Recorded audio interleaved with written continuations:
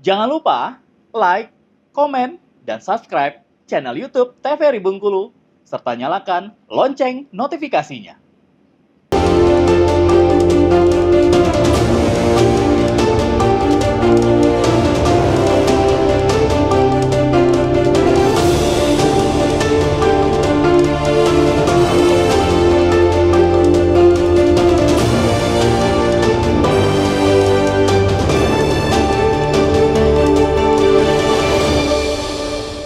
Terima kasih pemirsa, Anda kembali menyaksikan Berendo, masih bersama saya Afriko Zuhri dan tentunya ditemani dengan Pak Septian dan juga Pak Mike kali ini dalam tema kita bagaimana perkembangan olahraga di Bengkulu. Nah, kalau untuk dukungan dan juga anggaran tadi sempat disampaikan oleh Pak Mike sendiri, memang dari Gubernur Bengkulu atau mungkin dari Provinsi Bengkulu sebetulnya terus mengupayakan gitu ya untuk dapat mendukung para atlet kita. Nah, kalau dari Pak Septian sendiri ini seperti apa untuk melihat dukungan dan juga support yang diberikan oleh pemerintah untuk para atlet kita di Provinsi Bengkulu? Kalau support dari pemerintah sebenarnya sudah sangat-sangat mensupport. Yeah.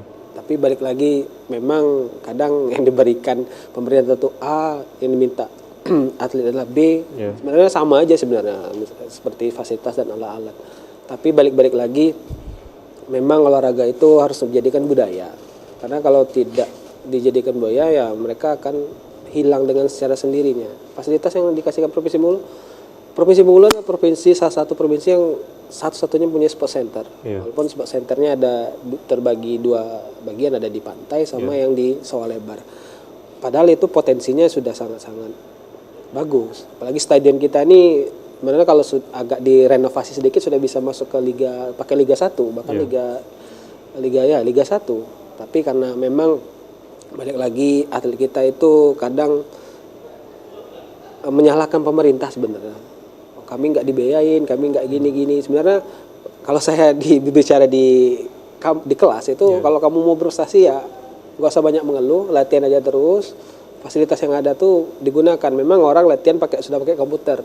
Kita pakai latihan udah semen kita 1 kilo kita angkat itu udah nggak masalah. Yeah. Tapi itu balik lagi kalau pertanyaan Mas seperti itu ya kemauan dari para atlet itu memang harus kita bina sebenarnya. Yeah. Artinya bagaimana kita membina gitu ya untuk mindset dan juga bagaimana teman-teman para atlet itu sendiri.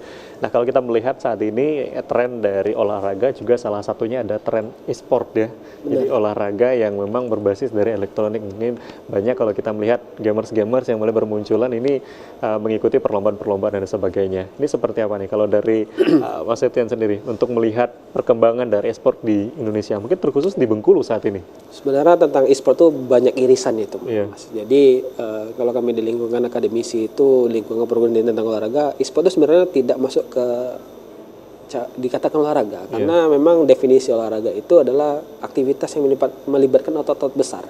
Jadi otot-otot besar yang dilibatkan itu bisa dibilang olahraga. Karena e-sport itu ya sepertinya menggunakan perangkat ketiga kan, perangkat ketiga yang digunakan untuk suatu pertandingan. Tapi karena tren sekarang seperti itu, karena memang ada istilah beda zaman, beda generasi, beda zamannya. Jadi memang harus seperti itu dan itu punya potensi yang sangat besar sebenarnya. Karena di samping fasilitasnya tidak perlu yang signifikan ya dengan modal HP yang support, jaringan internet yang bagus itu sudah bisa. Tidak perlu lagi mungkin dari Dispora nggak perlu lagi bangun stadion, bangun lagi venue lagi. Yang penting jaringan stabil, HP-nya support itu udah jalan. Tapi di satu sisi ada dampak negatifnya yang kita dapatkan karena sekarang kalau saya tanya ke sekolah-sekolah cita-cita mau jadi apa nak? Kalau dulu mungkin Mas kecil ingat cita-cita mau jadi apa? Jadi polisi, jadi pilot. Kalau sekarang nggak ada lagi. Cita-cita mau jadi apa? Jadi YouTuber, jadi gamers kan. Jadi sebenarnya memang ya bagus sebenarnya. Jangkauannya jadi lebih luas. Jangkauannya lagi lebih luas. Tetapi balik lagi karena kita orang timur, budaya timur, sebenarnya profesi yang menjanjikan itu apa sih sebenarnya kan? Karena balik lagi ke sana. Tapi itu menjadi sebenarnya tidak menjadi suatu masalah yang signifikan. Justru ini kalau dimanfaatkan bisa menjadi peluang juga gitu ya. Nah, kalau dari Pak Mike sendiri seperti apa sih Pak melihat perkembangan saat ini justru sudah masuk ke eranya ada e-sport sekarang nih Pak. Kalau di Bengkulu seperti apa dukungannya? Untuk e-sport terus terang kalau pembinaan secara langsung kita belum punya. Tapi di Porwil kemarin, karena memang diminta kita mengirimkan atlet e-sport, Iya. kita ada atletnya. Potensi untuk ke sana ada. Atlet e-sport kita ada, Porwil kemarin kita kirim, dan kelanjutannya di PON ya, Lolos PON, Pak. lolos PON, Iya. kita kirim. Tapi terus terang dengan sampai saat ini, untuk mendukung secara intensif ke arah sana, ke cabur, ini katakanlah cabur ya, Cabur, ya. walaupun itu tadi katanya tidak ada olahraganya, tapi karena itu di level internasional pun itu diakui sebagai salah satu cabang olahraga, mau tak mau juga kita harus. Nah ke depan kalau memang itu potensi, apalagi nanti kita evaluasi, kalau memang itu betul-betul, ini berangkat dari Porwil tadi ya, Iya, iya. berprestasi di Porwil, mereka lolos mendapat tiket PON, kita lihat prestasi mereka nanti di PON. Tidak menutup kemungkinan kita jadikan salah satu cabur unggulan juga. Kita lihat dulu hasilnya nanti. Oke.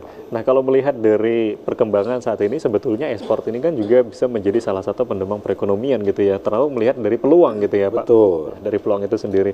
Nah, kalau melihat dari peluang nanti ke depannya ini seperti apa? Apalagi mungkin sudah ada perwakilan dari Bengkulu nanti ya, Pak. Apakah nanti ada kemungkinan bakal menjaring atlet-atlet dari e-sport itu sendiri, Pak? Jadi yang saya sampaikan tadi, ini kita mau tak mau ya, memang zamannya udah ke arah sana sekarang. Sudah ke arah sana, dan betul yang disampaikan Mas Septian tadi, kita tidak butuh modal besar sebenarnya. Iya.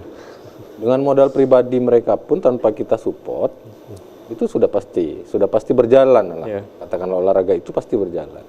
Jadi itu tadi saya sampaikan, kalau memang ini menjanjikan, atletnya punya potensi untuk bersaing di level nasional, ya kenapa tidak? Kita coba nanti berikan pembinaan ke mereka. Mungkin kita bentuk apa istilahnya, pemprovnya dulu ya, pemprovnya dulu dibentuk. Kalau sampai dengan saat sekarang ini, tolong koreksi kalau saya salah, saya pikir belum ada pemprov untuk wadah mereka.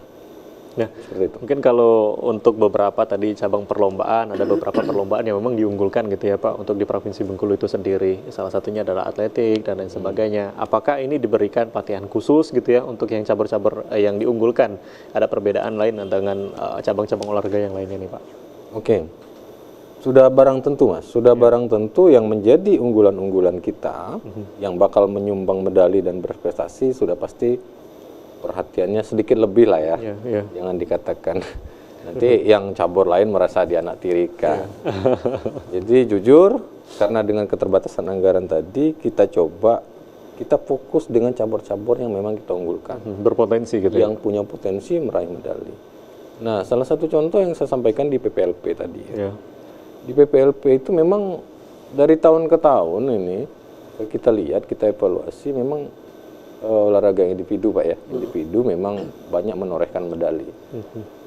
Dan kebetulan unggulan kita ada gulat dan juga atletik. Makanya untuk saat sekarang cabur yang di PPLP yang kita asramakan itu 2 cabur itu tadi. Oke, artinya bukan dikecualikan, namun kita melihat bagaimana potensinya gitu ya, Pak, kita ke situ dulu. Oke, kita akan break, nanti kita lanjutkan kembali. Pemirsa TVRI Bengkulu, jangan kemana-mana, kami akan segera kembali, tetap di Brendo.